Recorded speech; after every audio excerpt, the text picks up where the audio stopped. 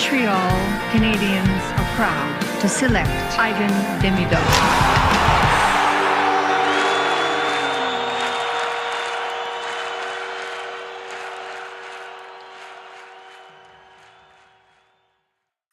What's up, ladies and gentlemen, and welcome to a live episode of the Curfew Boys. You got myself, Anxious Anthony, tonight with my boy Fireman Sam in the house. Hey now. And we got something special for you, ladies and gentlemen. Drum roll, please. Brrrr. We got Chipman Adri back in the house. You guys What's exaggerate, man. shut up. Guess who's back? Back again. What's up, Chipman Adri? Have you got lost in those bags of chips or something? Or No, I haven't had bags in a couple of couple months actually. oh wow, Good for you. good For you. However, there's a brand new sponsor that's joining us that might want you to try his product. And Yeah, Sure. it's a new set of chips for you, Adri, just in time. The timing is perfect. Perfect. it is. Ladies and gentlemen, before we get this episode started, we would like to thank our sponsors. Of course, we got our Habs Cave sponsor. Guys, it's a man's cave's dream for Habs fans around the world. Even aside of a Habs fan, just a man's dream to have a cave like that. You can follow him on Habs Cave on Instagram for the best Habs memorabilia content. Follow him as well. This guy is an amazing guy. He supports the community, supports everybody. Uh, guys, it's an amazing follow. Get to know him. He's an amazing guy. Also, we have Les Deliciers Lafrenet, some of the best pastries here in Montreal. Cakes, our favorite cannolis, and Zeppelis. Even though Zeppeli season is coming to an end, we still gotta love those Zeppelis. They have 6 locations, including Rosemere, Brossard, Saint Julie, Montreal West, Pointe Claire, and of course our hometown, Saint Leonard. You got to visit them on delicieslafrene.com. They are simply delicious. And also, we got our new sponsor for this episode and going forward. We got Mike's Barbecue Rubs. He's a Canadian company based out of Montreal, Quebec that sells barbecue rubs, sauces, and kettle cooked chips. That's for you, Adri. All of their products are proudly made and packaged here in Canada. Great product. I use it for everything. My wife always stocks up with this product. We use it on meats, vegetables, and even fish. Guys, Mm. it's a must try. Their chips are kettle cooked in Canada, and they're the only company in Canada who is using their own barbecue rub as the seasoning for their chips. You can There you go. follow their social media pages such as Facebook, Instagram, TikTok, and Twitter. All their products are available to purchase on their website, www.mikebarbecuerub.com, and they also ship all across Canada. And as always, don't forget to rub your meat, if you know what I mean. Also, Boy. That's a big shout out to our buddy Mike that we've known for a long time. Mike Yeah. and I go way back. Grew up in the same neighborhood. We played hockey together for years. He was always a very good player. He's a good ball hockey player as well. So it's good to have him on as a collaborator with us. So welcome aboard, Mike's Barbecue welcome Rub. aboard. He's a great guy as well, guys. Yeah. Give him a follow. He'll talk to you. You guys can meet up with him. He's gonna give you his products. It's honestly, his products are fan freaking tastic. Guys, try it out. You're missing out if you haven't tried it yet. Also, guys, if you love what you hear, you can follow us on Instagram, Facebook, TikTok. You can listen to any of our shows on any podcast platform, such as Apple Music, Spotify, and any platform you guys like to listen to, Google, etc. And if you want to see our beautiful faces, you can subscribe to our channel on Now that YouTube. now that Adri's back, please like and subscribe. It's free. It's free. It's free. Like and subscribe. It's a dream. Bow. Guys, I'm excited. I'm sure we all are here in Montreal and all Habs fans all around the world. Oof. Guys, Nuts. I'm dialed in because I'm in playoff fever. So like every game now is that playoff feeling. I fucking hate it and love it at the same time because my superstitions are back. I'm sitting at the same corner, not moving, not talking. It's fucking crazy. But you gotta love it. But you know who else is dialed in? You know who else is dialed in? The boys. I don't know Yep. about you guys, but this group of guys are fucking in that playoff zone. They Dude. fucking want it. I'm sorry if I'm swearing a lot, but these guys want it. You can see it on the ice. You Oh, can see it in their there goes our sponsors. Too many F bombs. too many off bumps. But no, Yeah. but seriously, like I don't know about you, but I know I've been noticing it a lot in the last couple of games for sure. But this game, especially, these guys just came out strong and ended strong. There was not one moment where they just collapsed. Sometimes when you have that lead, you just kind of take a break. They didn't stop. Even when it was 3-1, 4-1, they were still going at it. The last minute and a half at the 4-1 lead, they were still trying to score goals. These boys want it, and they're not going to stop. They're not going to stop. I fucking love it. I love it. It starts with. I think it started with like I'm gonna go collectively, and then we could probably name a player or two big time that their shoulders are the size of the city. I think it's safe to say it really started with the win in Florida on their home turf, and then it carried on to the Bell Center Tuesday night.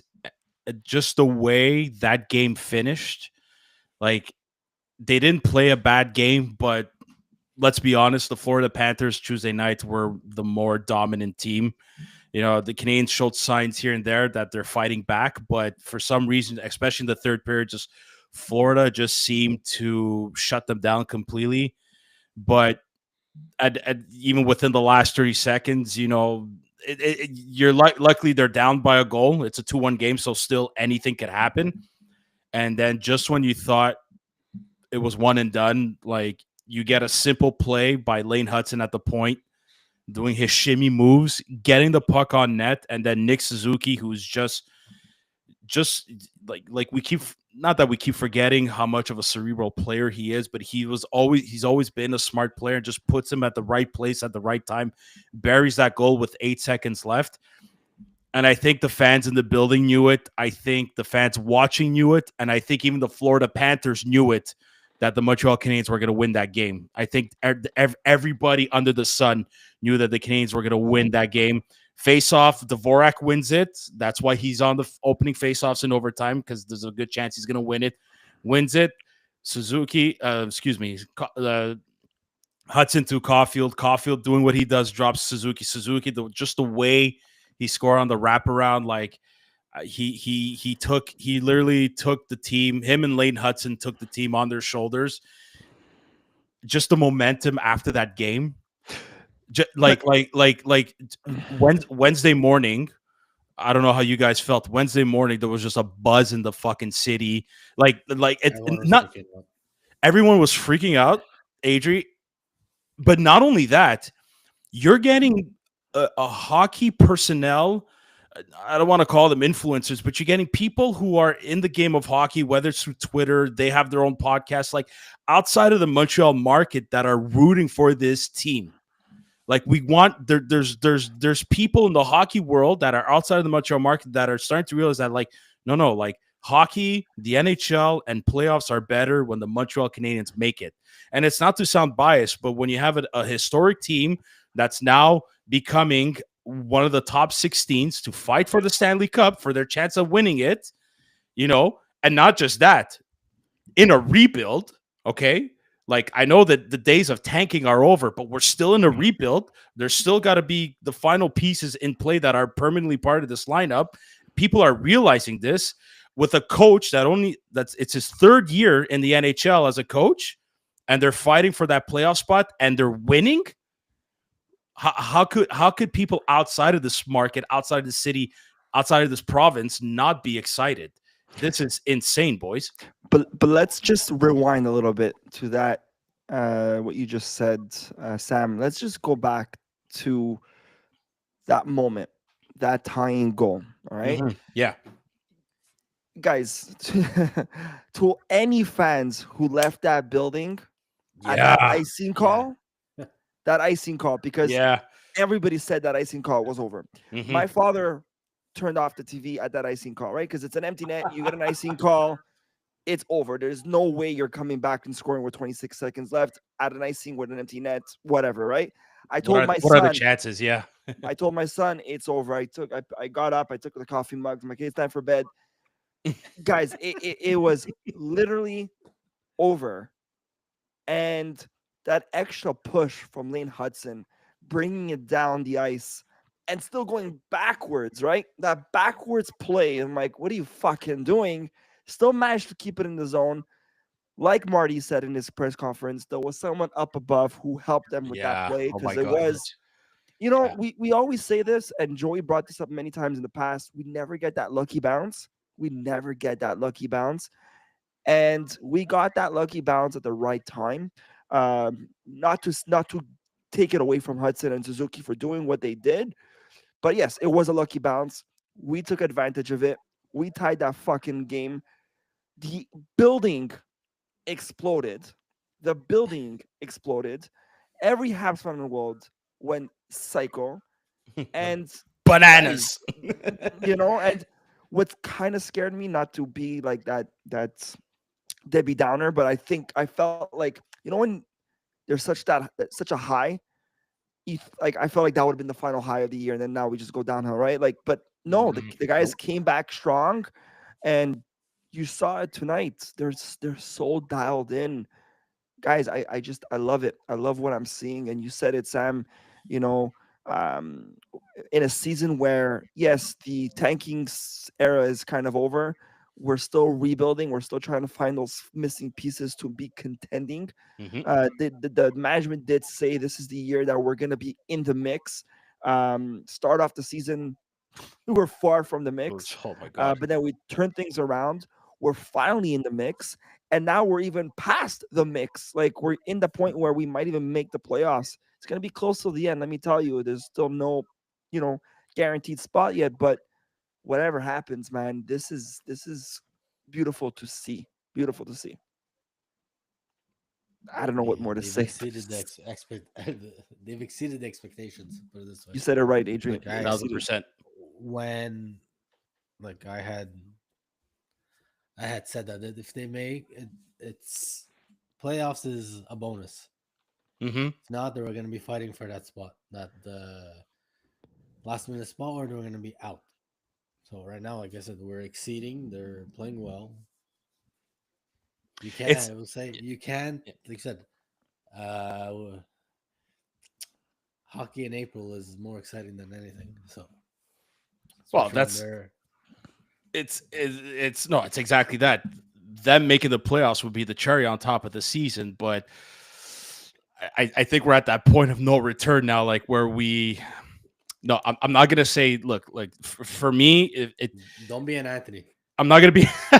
I'm not gonna be an Anthony. I'm gonna be a Joey that's in Asia right now. That's a lot more positive and happy in his life now. But I'm kidding.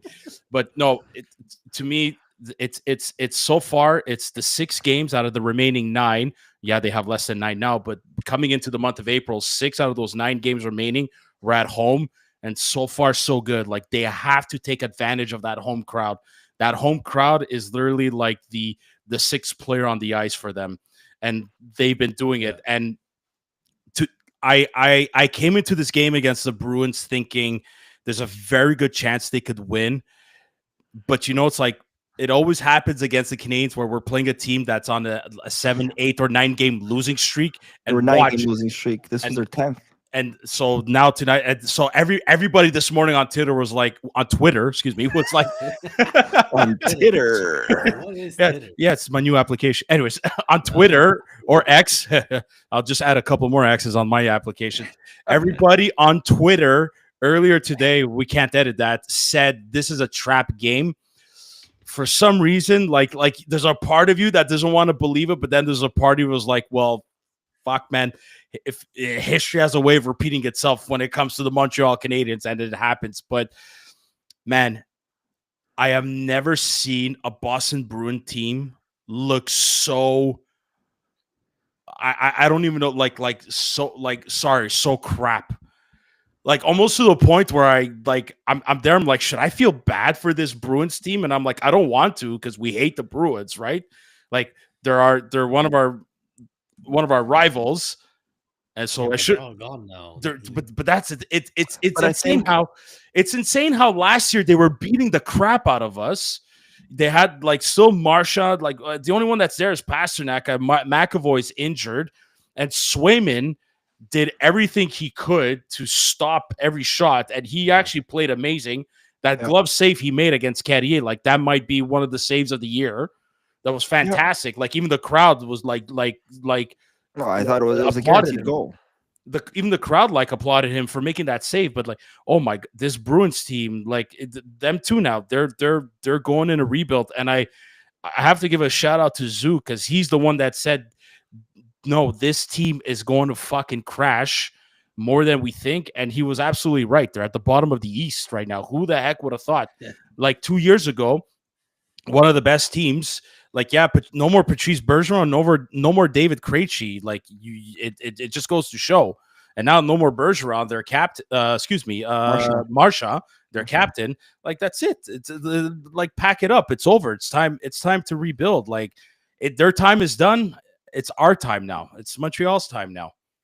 There's another thing I wanted to mention. You know, and you've heard this on the news a lot, on social media. You said it, Sammy, last episode, that we have the easiest schedule coming up compared to the rest that are fighting for that spot. Yeah. But I would like to say the opposite on that statement, because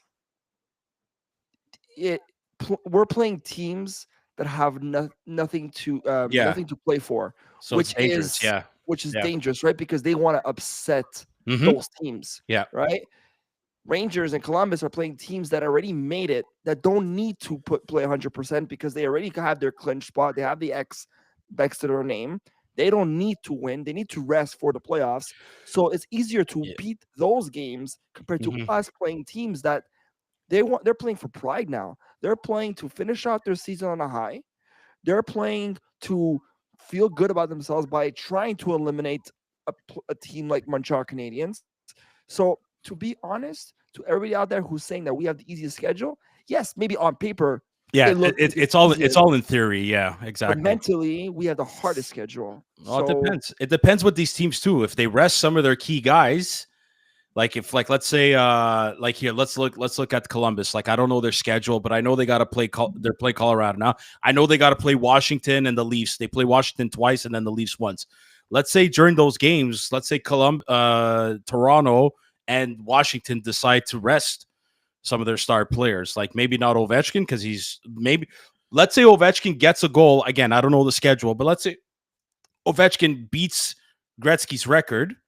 I think after that, they're probably gonna rest him for the rest of the season, just so he can avoid injury and like just be fresh and ready to go for playoffs. But no, I get it. That strength of schedule stuff, it's all in theory. Like it doesn't mean anything. Yeah, no. Like you said, on paper, yes, we have the easiest schedule, but mentally we have the hardest schedule, right? So, guys, the Montreal Canadiens hold their own destiny. It's okay. It's our spot to lose.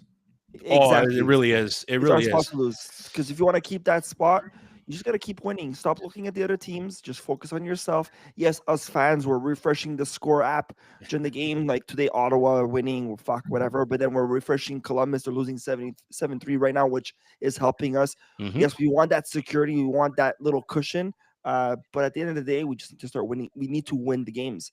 And the next game is just the next hard, important game. It's Philly, Saturday night. Revenge, and those 2 points were just that game is going to be so important against Philly.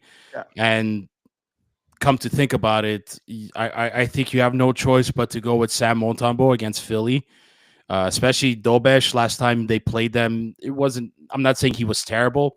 It was, once again, the whole team, it wasn't their best game either. But then I'd rather have Dobesh face a very struggling Nashville Predators team.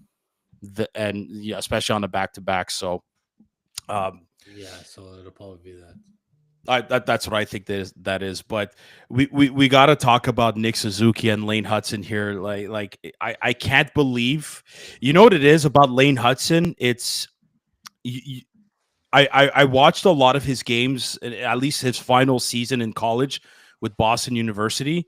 I watched a lot of his highlights.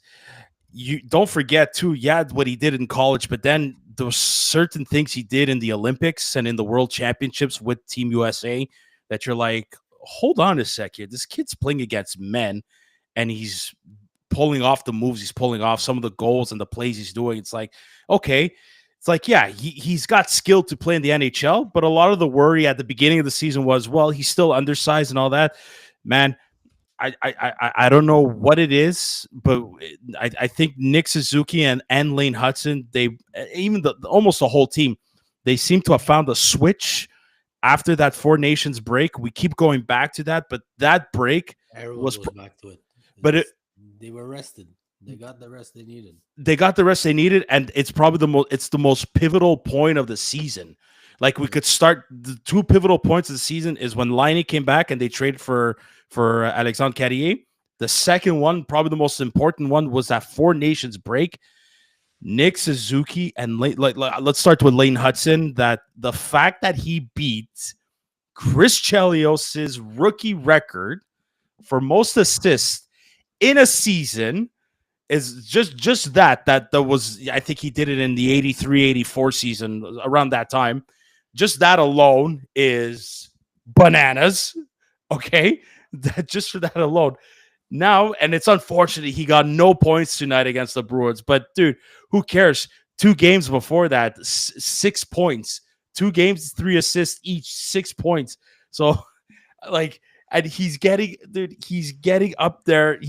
I don't know if he's going to catch up to Larry Murphy's record, but man, just the fact that he's doing this, and I know, Anthony, we said this in our last live episode, but we got to mention again, 6 assists in 2 games before this game tonight against the Bruins. He's in the record books, and he's only 21 years old. He's only a rookie. He's a defenseman.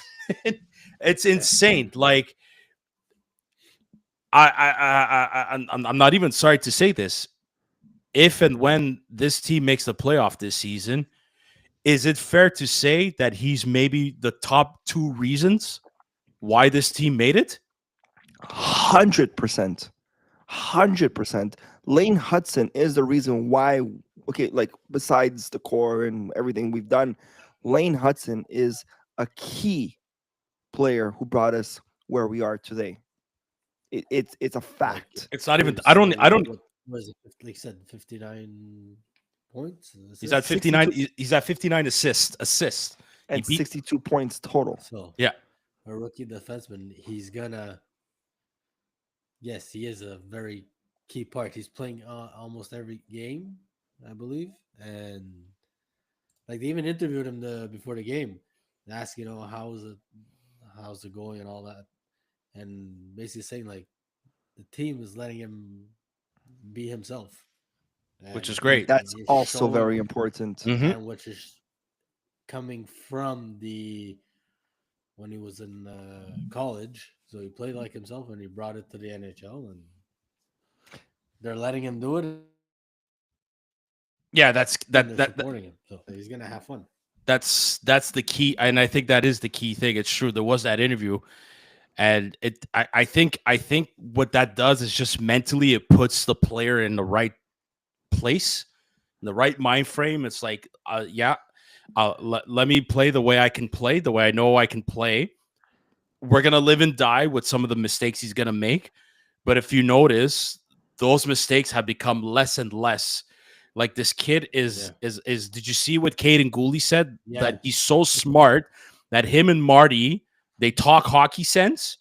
You can't understand it. But their intellectual level is so superior than others that Caden Gooley said, he's like, I'm listening to them. I'm like, what the fuck are they saying? Like, I have no idea what they're talking about. Apparently that's like the intellectual level is just like at a whole other one. So, and the fact that it's his work ethic though, but, like he's at practice every day. Even when it's optional, and even when they cancel practice, it's like they have to stop him from coming to the arena. But how dangerous is it that a player like Lane Hutson, first year in the NHL, you just said something, Sam, mistakes that he's learning from. It's his fucking first year. Okay? Dude. It's his first season, and he's improving his mistakes, hitting the 62-point mark. in his first year. You know how dangerous this is for the league? Oh, A player like this in a good going way. into Dangerous in a good way. in a good way. You know how dangerous it is going into year 2 and year 3? If he's learning from his mistakes year 1 and putting up 62 points, imagine year 2, year 3 with less mistakes, close to no mistakes, more experience, Yeah. buffer, older. Year Yeah, 2, year 3 is going to be fucking dangerous. yeah, he's got to pack the muscle a little bit too. Just You know, and it's for that shot. but yeah, Yeah. exactly. But just imagine, guys, how dangerous it's going to be in the next 2 to 3 years. Another thing, Sammy, you know this answer. Hmm. To any fans listening to us on YouTube right now, I want to see comments. Who is the last player in the Habs uniform to hit 80 points in a season? And what year was it? Well, anyways, Sammy and I went to I the first mean, game when he yeah, when showed we up. saw this player, like, anyways, Alex if Kovalev. Okay. Into 2007 2008 season, 84 points. Let's fast forward to year 2025. Nick Suzuki, 81 points. Still 8 games left. yeah, he's gonna reach it. He's gonna reach it. Oh, If he reached it already. He's at 81. he But just he'll needs that. surpass. He just needs that one more point to really officially be considered a point per game player. Yeah. So yeah, unbelievable. He literally is carrying this team, and I think he took. But you know what? We have to. If there's one person, not player, if there's one person that we need to give credit to, because leadership comes from the top, right? The fact that Kent Hughes trusted in Nick Suzuki and the team to be like, don't trade any Nick's the fact that Nick Suzuki went to Kent Hughes to be like, please don't trade anybody. We got the guys we need to fight for this spot. Please keep us together. First of all, that takes leadership, number one. But number two, it reciprocates and it comes from the top as well. Management is on the top. The fact that Kent Hughes placed all of his trust in Nick Suzuki and the boys, that says something in itself as well. Like that message alone says, yes, you know what? I trust you guys, but it is going to be on you if you don't make it, which is fair. We're in the business of winning, and this team is trying to win as much as they can. But the fact that Kent Hughes trusted Nick Suzuki to lead, he needs to get full credit. Add in Jeff Gordon in there if you want. Add in Marty as well. Absolutely. Nick Suzuki's shoulders are the size of this goddamn city of Montreal because he's just been at a whole other level. The NHL is finally, not the NHL, but NHL analysts and again, hockey personnel, that debate of whether he's a true number one centerman, as far as this year's concerned, it's over. He is a number one centerman, but he's just this Nick Suzuki that we're seeing is the Nick Suzuki that won the Memorial Cup in his junior year. Like he's entering a whole new mode. There's a whole new switch that just went click, and he took the team on his shoulders and just brought him along. Like he's literally. I listen. I don't want to compare athletes in two different sports, but the way Jordan told his boys, "Grab on," because we're fucking going here. It's that similar style. It's that similar mindset. It's that similar winning attitude. And I'm not saying Nick Suzuki is going to be a legendary player in hockey the way Michael Jordan was a legendary player in the NBA. I'm talking about the mindset as a leader, as your best player. Just grab on the cape because we're ready to go. So this question I want to ask because I've been thinking about it all day and I've been thinking about it all game, especially that Nick Suzuki was playing against the Boston Bruins. It might be an unfair question, and to anybody listening, comment, take part of the conversation. Is Nick Suzuki the next Patrice Bergeron?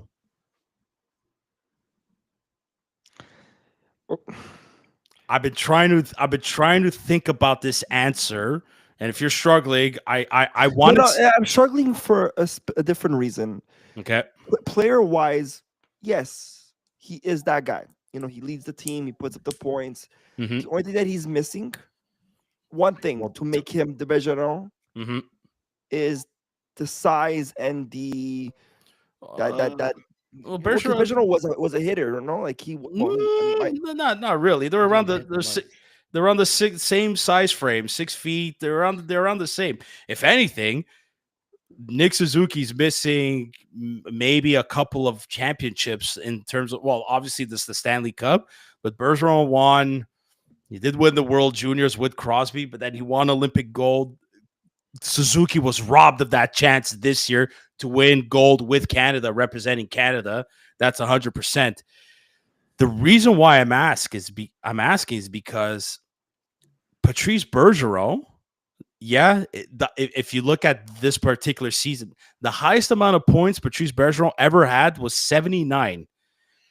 And yes, granted, that season, which was not even like 4 or 5 years ago, he only played like 60 something games. So technically, he is a point per game player or even more that season. But Patrice Bergeron's maximum number of points in a season was 79.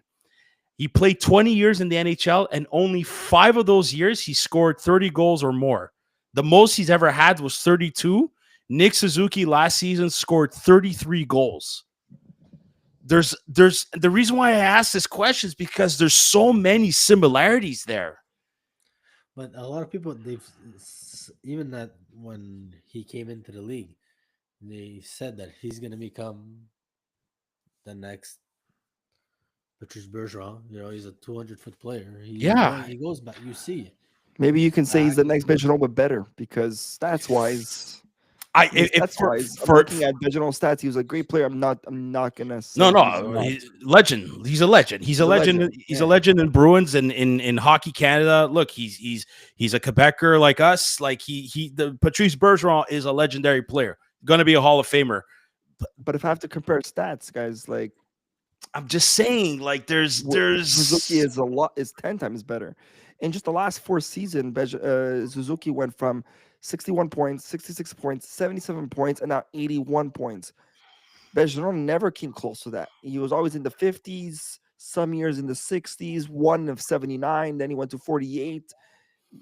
Couple of injuries. He had a couple of injuries, but there's a lot of injuries. If Suzuki gets that Ironman streak going too, fuck, man. Like there's no way, but there's no way Team Canada could ignore him now. There's no freaking way. They're going to the Olympics next year. There's a lot of people don't know why. Mind you, Suzuki did turn things around after the 4 Nations. We have to say that. Well, I think he had a chip. He had a chip on his shoulder. Yeah, it's safe to say that. Player of the 4 Nations. Mind you, the whole team is a whole different team after the Nations. Even Cole. Well, Cole kind of stepped a little. Cole declined. I'm so happy he scored. Oh my god! If there's somebody that needed to score, was Cole Caulfield. Yeah. And the thing is, he wasn't even playing bad. It's just the goal. The chances were like. I'm not insinuating that Nick Suzuki was selfish, but at some point, I think Nick Suzuki was like, "Fuck." You remember the nerd, the Marvel Comics nerd is coming on me, but when Thanos goes in, reach the Infinity Gauntlet, fine, I'm going to do it myself. I'm just saying, I'm not saying like Nick Suzuki's nowhere near a selfish player, but I think at some point he was like, fuck it, like I'll do what I have to do. Juraj Slafkovsky on that line too, though, tonight. Like he just looks physically, he looks a lot more mature, and he got another point. He's only, I think he's now 3 points away from tying 50 points from last season. He has a career high in assists with 35 tonight against the Bruins. So 2 points away. Well, he got a point tonight, so he's at 48. Yeah. Okay, so there you go. So he's 2 points away, and he's only 4 goals away from having 20 again. So 3 goals away. 3? He's at how many? 17? 17, yeah. Okay, yeah, sorry, I meant 4 to break. Sorry, there you go. He's 4 goals away to get a career high. So him too, if it's a consistency thing from start to finish, man, my God, Well, like we all said that yeah, Suzuki, exactly. Slavkovsky is all he's lacking right now. All he's lacking is the consistency because we've seen it year one where when he turned things around. No, sorry, last year, second Mhm. half of the season, Yep. the best player. This year, again, bad start. He woke up in the second half of the season. If he can have a full 82 game season, physical, consistent, he's hitting over 20 goals. He's hitting over 50 Mhm. points. I might even say he could be a 30 goal scorer at a consistent 82 game season. Yeah, yeah, probably. I always said Uri Slavkovsky could be a 25 goal scorer Yeah, in the NHL with this team. And I want. I'm gonna make a bold prediction. How many goals away? I said he's what? He's 3? He's 3 right now for 20. Suzuki is 4 from 30, and Oh, Cole is yeah. 5 from 40. I want 40. I Oh my want God. 40. Yes. I want 40. I know it's a long shot. There's 7 game. No, Hey. 7 games left Yeah. after tonight. 5 goals in 7 games He's got could happen, but he's got to long have shot. he has to have one game where he has a bit of a multi-goal game, Like a maybe one or 2 two. goal game. Yeah, I'm gonna make this bold prediction. on Slav. Saturday against Philly. So Saturday gets Philly. Okay. How many goals does Slav need to tie? You said 3. When's the last time against which team did Yuri Slavkovsky get a hat trick? Against Philly. Just saying. I'm Just just saying. I don't know if I put 20 on it, but I mean, Cole plays amazing against Philly as well. for some reason, it's weird. It's Well, so no, weird because how it's he that does. Yeah, because it's that little chip that he was supposed to go to Philly and then we stole him from them, right? So Maybe, yeah, that maybe could be they took healthy scratches during the game, Cam York. But anyways, apparently, did you hear about Tortorella got into like a verbal fight with Cam York? And yeah, what else did you? Apparently, he told, I don't know if this is true or not, but apparently he told Cam York, if you re-sign with us, I will bury you. Like, tabarnak. Like, bro, Okay. fucking chill. it's a fish. I love Torts, but tabarnak. Fuck, what are you doing? I just want to do breaking news, make it official, but Yeah. Columbus lost tonight. So There we go. Okay. Is it up? I just want to see if it's up in the standings. But anyways, no, listen, just to end it off on the Nick Suzuki subject, like he's showing no signs of slowing down. And I'm so happy that Jake Evans, the most unselfish play, Yeah. Jake Evans, he saw Nick Suzuki's like, and gave it to him like a sure. Jake Evans could have had a sure goal, an empty netter, but he decided to give it to his captain. Like very unselfish play. that play alone from Jake Evans is a leadership play in itself. And like there was never any doubt about Jake Evans, but Well, I doubted him last episode, and he proved me wrong tonight. He had a very good game, Jake Evans tonight. I think 2 assists. I know. I think he had 1, but listen, No, 2. did I he? think with the Gallagher goal was an assist. Hold on. Oh yeah, on the hey, Brendan Gallagher at 19 goals Yes. now. best season. Well, you're gonna get 20.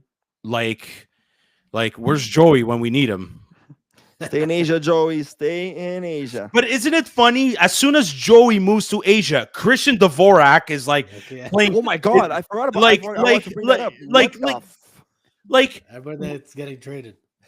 no, but like no joke here. I think this is the best stretch Christian Dvorak has ever played with the Canadiens since he came here.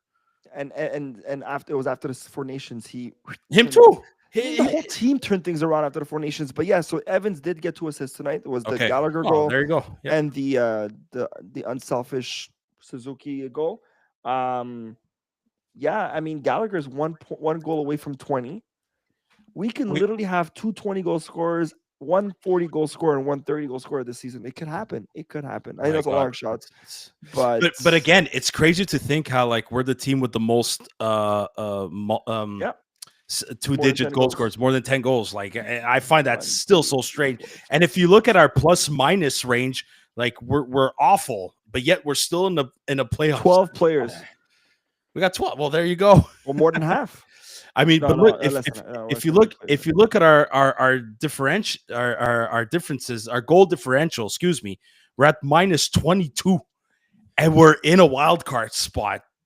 That's I don't know how. Like it's a terrible number, but for some reason, man, it's just the Well, because look, I think just that beginning of the season just hurt us, and maybe that 8-9 game losing streak really hurt this team. take away the beginning. But okay, let's hypothetically speak. I know anything could have happened, and maybe the you know the switch in the second half of the season was because for whatever reason. But a healthy, like we're in the mix right now, fighting for one spot. Mm-hmm. We're just having a great second half season. Mm-hmm. And even at that, the second half season was not the best because we had that 9 game losing streak, okay? Yeah, In in the second January. half. Yeah, end of January, February. Yeah. So imagine we are where we are with a half great second half season. Half great. So a quarter. So a quarter? Quarter. Sorry. You never were good at math in high school. I was Anthony. very good at math, by the way. I'm just tired right now. Nice. But Sure. okay, a quarter of our season, we're where we're at. Imagine a full good season with this team. Well, if Liney never goes down with that injury, can things be different? Probably. 100%. I think so. At least we get more power play goals and we get Look, more wins out of that. These are the And keys. Doc doesn't go down either. Yeah, if Doc, Yeah. well, imagine we're winning games without Doc, and thank God Caden Gooley came back. Well, Gooley back is great. We said it last episode where he's not putting up the 20-minute marks, giving Yep. less time to Matheson, which is helping the whole team with these stats. But look, we said it so many times, and we'll bring this up at our year-end season episode, whenever that is, even before April 19 or after. Hopefully, Hopefully after. But Thinking too much ahead. but I said both. I said either before or after. I'm not saying that they're making it because I'm still predicting what I predicted episode 1. It'll be the last game to decide everything. We're not making the Oh playoffs my by 2 God. points. It's Oh my it's God. happening. It look what it looks like. No, it can't. Me, it's the Rangers. The Rangers scare me. I want to be wrong, but right now, how it looks, my prediction is close to could be happening. Anyways, I don't want to go that far. Nostradamus Anthony, I'm going to call you if that happens. I don't want it to happen, but it could. That being said, the key takeaways from this whole season to where we are today is Lane Hutson. Yeah. Our special teams, both fucking power plays and PKs, especially coming from years of having the worst penalty kill and the worst power play. Yeah. We're on the top on both fronts, guys. And just those 3 things bring us to where we are today. Before we end this session and then we go to the final one of the episode, we said how Lane Hutson is one of the key reasons why this team is in the fight for the playoffs. If he's able to do what he's able to do, and if we have power play goals from our specialist Patrick Laine, and if Nick Suzuki plays the same way throughout the entire year, Cole keeps scoring goals. If we need a consistent Juraj Slafkovsky, it's still unsure what's going to happen with Kirby Doc. But imagine adding Ivan Demidov to this lineup next year. You know what I mean? If my and again, not to put pressure on the kid, but I truly believe he's capable of being one of those young guns to lead this team, to help lead this team into another playoff spot next year. Hopefully make it a lot more official than what it is right now. What I'm seeing is if Lane Hutson could do what he's doing as a defenseman, undersized, I truly believe Ivan Demidov could do the same thing, but as a forward position. There's you look at what Demidov is doing in Russia right now, and during his playoffs right now, his team is down 3-1, and if they lose, I believe tomorrow or the day after, I'm not sure, his season's over. His contract ends May 31st. After that, he's a Montreal Canadiens, guys. There's my goodness, I cannot believe we're slowly getting the promise of what this rebuild would potentially show us, guys. Like from that draft, that Juraj Slafkovsky draft. Philip Michar, he's playing well in Laval actually, but it's still uncertain. Then you have Owen Beck and Lane Hutson. Those are your top 4 picks of that draft. 3 out of the 4 are going to be potential permanent players of this draft. Okay, Sam, you It's said it, and I'm sorry if I'm going to repeat it to all our listeners, but I'll say this now. And again, a long shot and hypothetical speaking, all these check marks have to click. And is it going to click? We don't know. We'll yeah, find they out. have to. They have to. Yeah, But you're right. if, like you said before, Lane Hutson continues what he's doing and better, Suzuki continues what he's doing and better, Cole, Savkovsky doing what he's doing for a full season, and having a secured second liner, Yeah, okay? that's where the big question mark is next year. If all those check marks hit, there's no wild card spot next year. There's a secured top of the fucking standings mid-season. And I'm saying that right now, if, like I said, hypothetically, all those check marks click, because I just said it before. My stupid math before, the quarter of the season, how good it was. Take that quarter, Yeah, the October, November, they have put that winning on a records. scale, from October to May to April with a good second line. Guys, Yeah, there's no question. There's There's no potential there. question. There's no question. There's no question. I want this team, like for me, this team needs to be top three in the division. And I really think Toronto, Tampa, and Florida, they're still there. But we saw what happened with the Bruins. Those three teams are sort of next.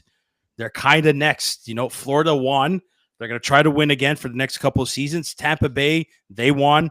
But them too, you can see slowly. It's after they lost Stamkos, there's still Nikita Kucherov No, is but still an Tampa's still insane. there. It's so They're crazy. still They're there. losing. There is. They're losing everybody, and they're still there. It's They're still. crazy.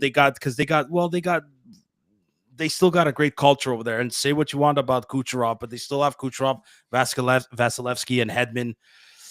I want the Canadiens. They need to be there, and I think they will one day. They will. So, Dynasty. yeah, boys. So let's end this episode with the final session here, because it was game night against the Boston Bruins. And I think we always do this, but it's fun to have this type of interaction with the followers and the listeners here. We'll go around the room here, and we even have some answers from Instagram. So follow us on Instagram. Every time we ask questions for an episode, there's a very good chance we will share your thoughts live on YouTube and Twitter or Titter. so before we get to the fan questions, what are some of your favorite memories between the Boston Bruins and the Montreal Canadiens? Go as far as back as you can remember, and it could even be up to this game as well. I'm just gonna go with the PK goal. Out of the box? Fucker. Which one? Out of the box? Yeah, out of the box. That seems to be everybody's favorite. That seems to be everybody's favorite. I What was about just yeah. like Can't go wrong. no love for PK's goal in overtime when he No, oh, wait a second. That's the one I'm talking about, not that one. When he So go- yeah, when he go- the overtime goal, that blast that he fucking took from the point. Yeah. because that playoff run, that was the run that Huey was just. We brought us all. No, It's just not price, Huey. dude. It's price, dude. What are you No, talking about? wait. I'm talking about another season. What was the season that we beat? Oh no, that was the year we beat Washington and then Pittsburgh, and then we lost against Halak. Yeah, that was that's it, Halak. Halak year. Sorry. And we lost against Philly. Yeah. Yeah. Um, That year, I think we could have went wow. because that year we had a lot of good skill talent, but no size. Hence Yeah. why we beat Washington. We beat Philly Pittsburgh, but Philly was too strong for us. Philly was a hitting machine that year in 2010 with You Chris Pronger. couldn't- Yeah. yeah. Chris We had a good Pronger, skill Mike team, but we didn't Richards, have size. yeah, with Scott Hartnell too. Yeah, no, Danny Briere too was on fire. Yeah, it was. No, for sure. But what was I have a couple. The PK one, obviously. I think I didn't like the full result of this one, but when Price fought Tim Thomas and the rest of the guys just took a spot check, and was it Tom Pyatt? I forgot who it was. They just took a fucking spanking. But I think, my God, I have the Jose Theodore save Remember the one where he swung the arm to make that crazy blocker save back in the 2002 playoffs? Yeah. That crazy Jose Theodore save where he just turned around and reached with his blocker, dropped the stick. Like that moment was insane. That Koivu goal after calling a timeout. That 2002 playoff was one of my favorites because it was the first Montreal Canadiens playoff I ever invested in on an emotional level, and that's why I became friends with you guys too. And like I remember, just all of us at that age of like 12, 13, just going fucking bananas for that. But Kovalev in 2004 playoffs when he first came was awesome. Him with a line of Zednik and Koivu were amazing. But Kovalev in the 2008 playoffs when he lost his helmet and he kind of deked everyone, got the puck, that did a crazy backhand. And even Kovalev's overtime where he was just along the boards and he fucking wired it just over Tim Thomas's shoulder. Thomas had no chance. Like, yeah, I think those are my favorite memories. Of course, the PK goal coming out of the box. PK hit on Marchand too, though. That was to me, it's not a specific memory. To me, it's more that those couple of years of crazy rivalry. Yeah. Where we just, all of us, we all just hated the Bruins. Oh my God, did we It ever? was the year where Facebook was just such on a high, where everybody was just posting and fighting on Facebook. Like, It's so true. those comments, true. like, it was the era of Facebook, right? Where every Habs fan and Bruins fan just was, and even when we weren't playing each other, there was always these debates of who's better. And yeah. It's so true. That was, to me, that is the memories that I have from Montreal Boston. And the reason why I cherish those so much is because as much as we all hated Boston for a really long time, we've all gained to learn get respect for them. Yeah, okay, so that's true. They're the only team that we went from crazy hatred to we still hate you, but we respect you. To there was Toronto, the end where we hate and will never have any ounce of fucking respect. No, but the Bruins was crazy. That era was my favorite time, and now we just respect them. So I'll never get that rivalry. And even tonight's game, there was a lot of like, a little chirping back and forth, like Slavkovsky and Pasternak. That Struble, Gouli fought. Yeah, Gouli dropped the gloves tonight. Good for him. So that's happy. coming back, but I don't know if we'll ever get back that Boston Montreal rivalry because again, I think everybody in this community it's not the same team, and and again, we all learn to gain respect for this team. Well, because management. Well, and on the flip side of that, the Boston Bruins hate us. Boston Bruins fans hate us, but they respect us as well because we just find ways to beat them. But it's I find it so weird because it is a different team, Adri. Like the Chara's no longer there. Obviously Marchand's gone. Milan Lucic was gone for a long time. Sean Thornton, he was gone too. The Richard Peverley. Who else? Who's the defenseman that gave the middle finger to the crowd there? I forgot his Andrew Ference. He's gone too. What's called Nathan Horton. Nathan Horton too. Like that was an era where it's like they were the big bad Bruins, and even whoever came to Boston became an asshole. Yeah, it's exactly. Well, Tim Thomas too. For some reason, he would start shit up. Like he wasn't as crazy as Ron Hextall, but if he wanted to, he would fucking get in there as well. I understand why he went after Sean Avery. That's a completely different story, but no, for sure. So, and the reason why I asked this too, it's like you kind of raise a good question here, or a good point, and to the point where it gets me asking this question, like, is the rivalry between the Canadiens and the Bruins now like on a dying slope just because maybe we are in a bit of a different era where there's not so much hatred towards players anymore? Like now it's like there's a good chance if two guys played against each other within Montreal and Boston that are friends, maybe they fucking got dinner together after the game. Like it's a different era. It's not. But it's not the Chris Nyland days. You know what I mean? It's not even the PK Subban days anymore. But that's it. But I think you said it. I think all across the league, Hmm. that rivalry era is slowly dying. I don't see any teams having that crazy rivalry.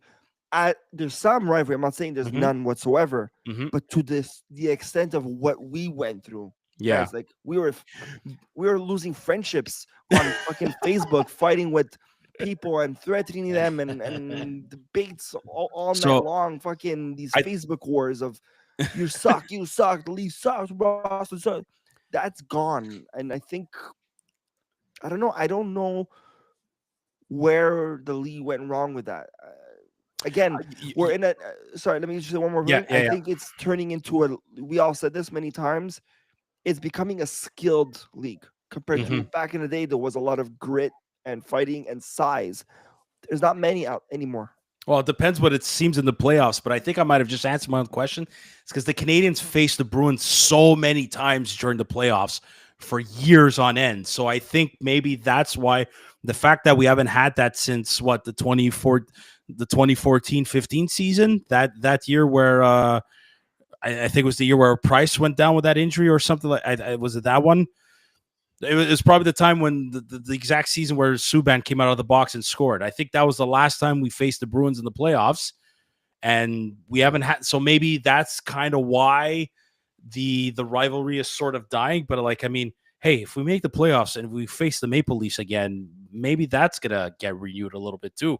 So I think a lot of it has to do with facing each other in playoffs. Oh, for sure. But So also, I lost my train of thought. But continue. it's okay. Take your time. Take your time. Well, listen, while you get your thoughts together, let me get the answers from our Instagram question of the evening. So basically, we went online and asked everyone, "What's your favorite moments between the Canadians and the Bruins?" And we got how many? 1, 2, 5, 6, 7, 8. We got at least 9 answers. So I'll name them all. So Malik Joe says the PK goal was second only to Lekkonen's goal in this century. Ooh, damn. A lot of PK goals. And again, but I asked, which PK goal? Out of the box? The overtime clapper? Let's go with out of the box for now. Dawes underscore garage says Don Cherry saying, those damn Canadians, I just can't beat him back when he used to coach the Bruins. So that very famous Don Cherry um, saluting the crowd a little bit when he got the I think it was a too many men penalties in this. I want to say was it the 79 series? That's a pretty good one. Damn, Dawes, how old are you? Anyways, Nancy underscore Fiorino, she says Suzuki's pass to Cole Caulfield for the goal tonight. There you go. Well, we got somebody from tonight. That's awesome. Eric Gagnon 93. Our buddy Eric says Price versus Thomas fight. Okay. Theodore stopping the puck, throwing his stick in the crease. So I guess that's the exact save that I mentioned earlier. Okay. Shoe underscore spa underscore MTL. Follow these guys. Custom shoes. They make amazing product. I've seen videos of Yes. they've done video. They've done a shoe for Cugini's restaurant and even for Habs Cave Sunil. So yeah, shoe underscore spa underscore MTL. Check them out. 2014 when Subban scored the 2-0 goal coming out of the box. Well, there you go. Another. It seems to be the popular one. Apparently, it was the loudest the Bell Center has ever been. Chris 961 says, I mean, maybe the last 20 years tonight was one of the best Boston Montreal games. Okay, yeah, I mean, sure, tonight beating them was good. Okay. Nick JLE5 says, right now, finally seeing the Bruins fall and the Habs rise. But that Subban hit on Marchie was amazing. Dude, there you go. We're gonna love this one. Graham Brianton, sorry if I mispronounced your family name. PK sending the rat flying. Absolutely. And last but not least, Vitherson.B said Kovalev's helmetless goal. Yeah. Back when you were able to still play without a helmet. How times have changed. The times they are changing indeed. Okay. Yep. I remember what I wanted to say. Go for it. My favorite Boston Bruins memory. You have to go look for it. No. My Boston memory, and it's not even a Habs memory, it's a Canadian memory, because your question was, what was your favorite Bruins Canadians memory? Wow. is when Toronto was winning Oh my god. 3-1 I with remember 3 watching minutes that game. left, Yeah, and they blew it. Yeah. and they blew that lead. And yes, of course, it led to Boston winning the Stanley Cup that year. Ugh, awful. But just beating Toronto the way they got beat that year with 3 minutes left, like they Was were it 2011 or 2014 where they were down? Because No. yeah, they beat Toronto in 2011, but I think that one was in 20. I think that one was the year that we beat them. I think Boston beat Toronto and that we beat Boston. I think I'm not 100% certain, but yes, I know which series you're talking about, Ant, and absolutely, yeah, that was. It's so funny. 2013. Okay, there you go. But isn't it funny how when Boston plays the Maple Leafs in the playoffs, all Montreal Canadiens fans are rooting for the Bruins?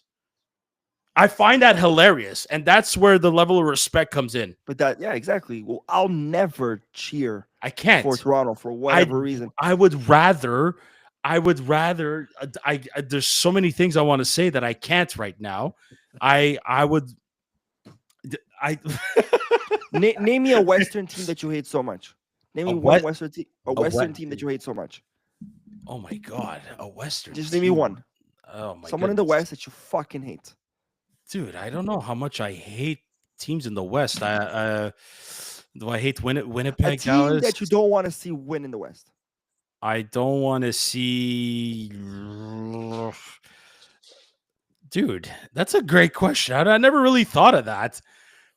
I don't know. Maybe any other Canadian team in the West. I mean, like Edmonton. I mean, I don't know. It's tough. You put me on the spot here, dude. I don't know. Maybe the Winnipeg Jets. Let's go with the Winnipeg Jets. They're Canadian. They're Canadian. Okay. Let's give me a just fucking choose that. No, fuck. It is a tough question because I like everybody in the West. Basically, what I'm trying to say, I'll get to my point, is that whoever is playing Toronto Maple Leafs in the Stanley Cup Finals better fucking win. That's how much I hate the Leafs. And I had this argument with someone. I'm not going to mention any names because they're like, oh, but they're Canadian. You should support the Canadians. Give a shit. I don't give a fuck. I rooted for Florida last year against Edmonton. There you go. I just can't. You think Toronto would root for Montreal? Never. They never rooted.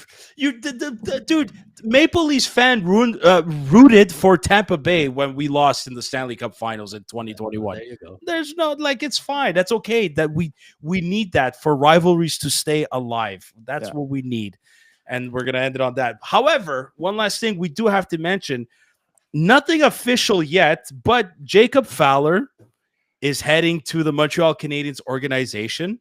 So Jimmy Murphy from the Sick podcast, the eye test, part of the Sick podcast production, he tweeted saying, I could confirm that Jacob Fowler is a Montreal Canadiens and he's going to sign on an amateur tryout contract with the Laval Rocket. His entry-level contract is supposed to start next season. And I'm just going to say this. Absolutely smart move. 1,000%. You avoid burning a year off of Fowler's contract the first year by bringing him to Montreal where he's not going to play. We're going to have a 3-goalie tantrum again, which we never want ever again. He's not going to play. Why bring him to Montreal and burn a year off his contract when you could send him to Laval? They're guaranteed a playoff spot. He could actually get some games in because they're probably going to want to rest Caden Primo before the playoffs start. Laval, you have a Laval jacket on, Anthony. It's exciting times for this organization. And imagine if the Canadiens make the playoffs with the Laval Rocket, like this city and this province is going to go bananas. Okay, it's amazing. And it all starts again from the top. Jeff Molson, Kent Hughes, Jeff Gordon, everybody downwards.